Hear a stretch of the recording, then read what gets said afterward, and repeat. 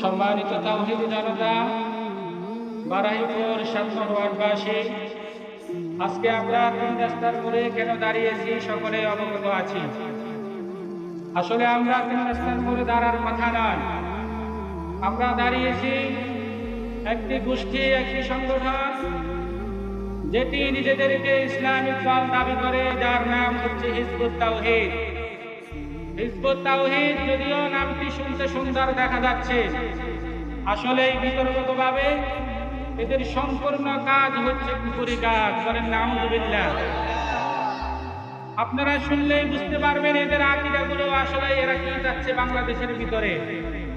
এদের একটি আকীদা হচ্ছে এরা বাংলাদেশের মুসলমানদেরকে বুঝাইতে চায় যে বাংলাদেশের কোনো মানুষ সে যেই দলেরই হোক না কেন, যেই ধর্মের হোক না কেন, ইসলাম করুক কিংবা হিন্দু হোক, মুশরিক হোক, ইহুদি হোক, নাসারা হোক, কোনো ব্যক্তি যদি হিজবুত তাওহীদে আসে এরা জাহান্নাম থেকে মুক্তি পাবে। বলেন নাউযুবিল্লাহ।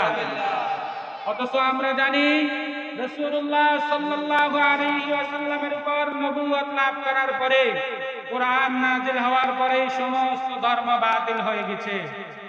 আমরা জানি ইসলাম ধর্ম হচ্ছে সত্য ধর্ম।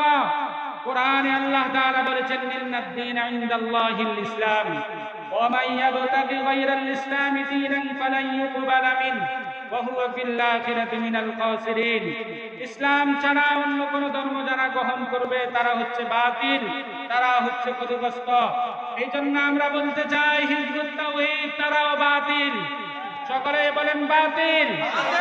হিজবুত তাওহীদ বাতিল, কাফের কাফের, হিজবুত তাওহীদ কাফের।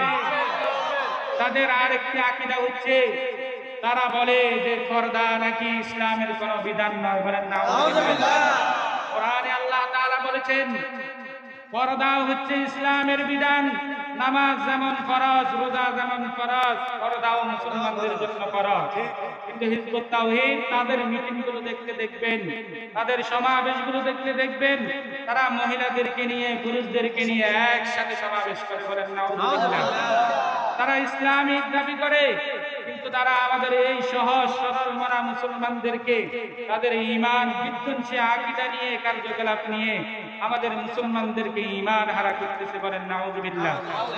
এই জন্য আমরা এই ৭ নং বারাইপুরবাসী, ফেনী পৌরসভার ভিতরে ৭ নং বাসী আমরা সোচ্চার।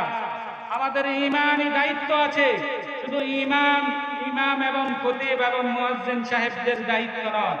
প্রত্যেকটি মুসলমানের সে যে শ্রেণীর হোক, রিকশাওয়ালা হোক, ঠেলাওয়ালা হোক, শিল্পপতি হোক, সাধারণ একজন মানুষ হোক, ছাত্র হোক, সকলের ঈমানি দায়িত্ব আমাদের কোন মুসলমান যেন ঈমান হারা না হয়। আমাদের কোন ভাই যেন হিজবুত তাওহীদে প্রবেশ না করে। আমাদের কোন ভাই যেন ইমাম সেলিমের কথা না শুনে। ইমাম সেলিমের কিছু বক্তব্য আপনারা শুনতে পাবেন ইতিমধ্যে। তারা ফেনী এবং নোয়াখালীকে টার্গেট করেছে। তারা বলে ফেনীর মানুষ নাকি বেশি বাড়াবাড়ি করে, তারা বলে নোয়াখালীর মানুষ নাকি বেশি বাড়াবাড়ি করে। আমরা বলতে চাই আপনি কোন জায়গায় হাত দিয়েছেন আপনি জানেন না। ফেনী এবং নোয়াখালীর মানুষ ইসলাম প্রিয় মানুষ, ঠিক কিনা? ফেনী এবং নোয়াখালীর মানুষ কোরআন প্রেমিক মানুষ, ঠিক কিনা? ফেনী এবং নোয়াখালীর মানুষ মুহাম্মদুর রাসূলুল্লাহ সাল্লাল্লাহু আলাইহি ওয়াসাল্লামকে এদের কলিজার চাইতে বেশি ভালোবাসে। বলেন আল্লাহু আকবার। এই জন্য ফেনীর মানুষ আপনাকে দাঁত ভাঙ্গা জবাব দিবে। এখনো সময় আছে। ইমাম সেলিম সাহেব, আপনি যেই কুফরি মন্তব্যগুলো করতেছেন মুসলমানদের ঈমান হারা করার জন্য, আপনি ফিরে আসুন। মুসলমান এখনো সজাগ আছে, এখনো সোচ্চার আছে।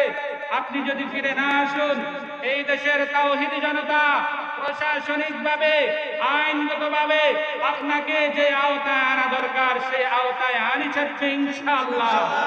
ইনশাআল্লাহ ৭ নং বারাইপুরবাসী, বারাইপুরের ৭ নং মুসলমান সোচ্চার আছে।